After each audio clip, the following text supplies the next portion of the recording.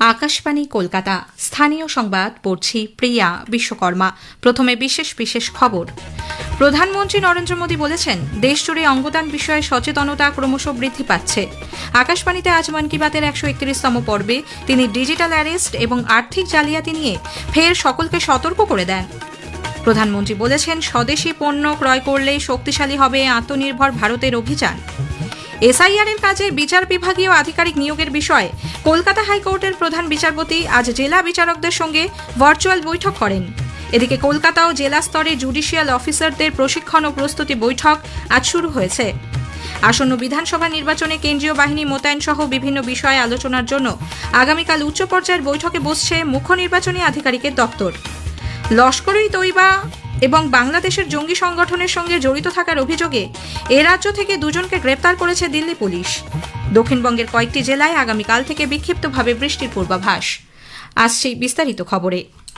প্রধানমন্ত্রী নরেন্দ্র মোদী বলেছেন, দেশজুড়ে অঙ্গদান বিষয়ে সচেতনতা ক্রমশ বৃদ্ধি পাচ্ছে। আকাশবাণীতে আজ মন কি বাতের 131তম পর্বে তিনি বলেন, এই সচেতনতা বৃদ্ধির ফলে যাদের অঙ্গ প্রতিস্থাপনের প্রয়োজন তারা যেমন উপকৃত হচ্ছেন, তেমনি চিকিৎসা ক্ষেত্রে গবেষণার পরিধিও আরও বিস্তৃত হচ্ছে। এ প্রসঙ্গে তিনি পশ্চিমবঙ্গের গৌরাঙ্গ ব্যানার্জির কথা উল্লেখ করেন, যিনি ফুসফুস প্রতিস্থাপনের পর দুবার সমুদ্রপৃষ্ঠ থেকে 14,000 ফুট উঁচু নাথুলা সফর করেছেন। भारत में ऑर्गन डोनेशन को लेकर जागरूकता लगातार बढ़ रही है। इससे उन लोगों की मदद हो रही है जिन्हें इसकी जरूरत है। पश्चिम बंगाल के गौरांग बनर्जी 2 बार नाथुला गए हैं। ये समुद्र तल से 14,000 फीट की ऊंचाई पर है और खास बात यह है कि उन्होंने ये उपलब्धि लंग ट्रांसप्लांट के बाद हासिल की। প্রধানমন্ত্রী আজকের মন কি বাতে ডিজিটাল অ্যারেস্ট এবং আর্থিক জালিয়াতি নিয়ে ফের সকলকে সতর্ক করে দেন। তিনি বলেন, এক্ষেত্রে প্রবীণ নাগরিকদের নিশানা বানিয়ে তাদের সারা জীবনের সঞ্চয়ে প্রতারকরা লুট করে নিচ্ছে। নিজের আধার ও ব্যাংক অ্যাকাউন্ট নম্বর কিংবা মোবাইল ফোনে আসা ওটিপি কারোর সাথে ভাগ না করার পরামর্শ দেন Shri Modi. KYC know your customer यानी अपने ग्राहक को जाने। कभी कभी जब आपको आपसे बैंक से केवाईसी अपडेट या री केवाईसी करवाने के मैसेज आते हैं तो मन में सवाल उठता है, मैंने तो पहले ही केवाईसी करवा रखी है, तो ये फिर क्यों? मेरा आपसे आग्रह है, झुंझलाइए नहीं, ये आपके पैसे की सुरक्षा के लिए ही है। অ্যাকাউন্ট সংক্রান্ত তথ্য সুরক্ষিত রাখতে মাঝে মধ্যেই পাসওয়ার্ডের পরিবর্তন জরুরি বলে তিনি জানান। শ্রী মোদী রমজান মাস এবং আসন্ন হোলি উৎসব উপলক্ষে দেশবাসীকে শুভেচ্ছা জানিয়েছেন। এই উৎসবের মৌসুমে দেশবাসীকে স্বদেশি পণ্য ব্যবহারে আহ্বান জানিয়ে তিনি বলেন, দেশে তৈরি জিনিস ক্রয় করলে শক্তিশালী হবে আত্মনির্ভর ভারতের অভিযান। हमारे होली के त्योहारों में या अन्य कोई भी त्योहार में अनेक ऐसे साजो सामान घुस गए हैं जो विदेशी हैं। इन्हें त्योहारों से दूर रखिए, स्वदेशी अपनाइए। जब आप स्वदेशी खरीदते हैं तो देश को आत्मनिर्भर बनाने के अभियान में भी मदद करते हैं।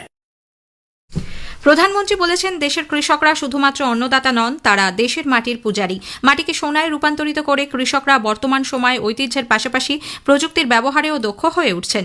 শুধুমাত্র উৎপাদন নয়, গুণমান বৃদ্ধি ও নতুন বাজার সৃষ্টিতেও কৃষকরা মনোযোগ দিচ্ছেন। বিজেপির রাজ্য সভাপতি শ্রমিক ভট্টাচার্য আজ সকালে উত্তর 24 পরগনার খড়দায় পানিহাটি ভিলেজ ব্যাংকোয়েট হলে দলীয় নেতাকর্মীদের সঙ্গে প্রধানমন্ত্রীর মন কি বাত শোনেন।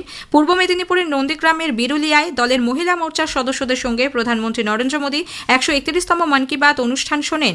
বিরোধী দলনেতা শুভেন্দু অধিকারী, কেন্দ্রীয় প্রতিমন্ত্রী সুকান্ত মজুমদার হাওড়া গ্রামীণ সাংগঠনিক জেলায় আমতা বিধানসভার নারিট ছোটবাড়ি এলাকায় দলীয় কর্তাদের সঙ্গে বসে মন কি বাত শোনেন। শ্রী মজুমদার বলেন, কৃষিক্ষেত্রে উন্নয়ন, ব্যাংক জালিয়াতি রোখার ক্ষেত্রে ব্যবস্থা গ্রহণ, পরীক্ষার আগে চাপমুক্ত থাকার পন্থা পদ্ধতি সবকিছুই প্রধানমন্ত্রীর এদিনের মন কি বাতে রয়েছে।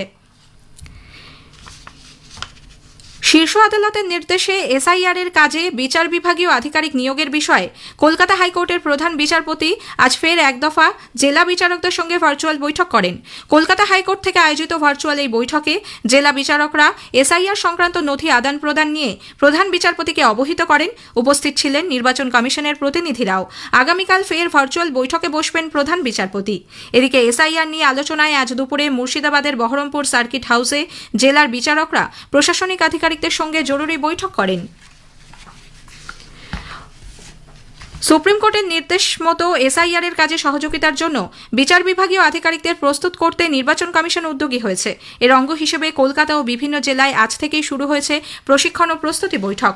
কলকাতা উত্তরের দায়িত্বপ্রাপ্ত জুডিশিয়াল অফিসারদের সঙ্গে আজ প্রস্তুতি বৈঠক করেন রাজ্যের মুখ্য নির্বাচনী আধিকারিকের দপ্তরের প্রতিনিধিরা। যেসব বিল্ডিংয়ে প্রায় 2 ঘন্টা ধরে চলা ওই বৈঠকে মূলত লজিক্যাল ডিসক্রিপেন্সি সংক্রান্ত বকেয়া কাজ, কত সংখ্যক নথির স্ক্রুটিনি এখনো বাকি এবং সেই প্রক্রিয়া কিভাবে সম্পন্ন হবে সেই বিষয়গুলি নিয়েই বিস্তারিত আলোচনা হয়। রাজ্যে আসন্ন বিধানসভা নির্বাচনে কেন্দ্রীয় বাহিনী মোতায়েন ও সংশ্লিষ্ট বিভিন্ন বিষয় নিয়ে আলোচনা করতে আগামীকাল মুখ্য নির্বাচনী আধিকারিকের দপ্তরে এক উচ্চ পর্যায়ের বৈঠক ডাকা হয়েছে।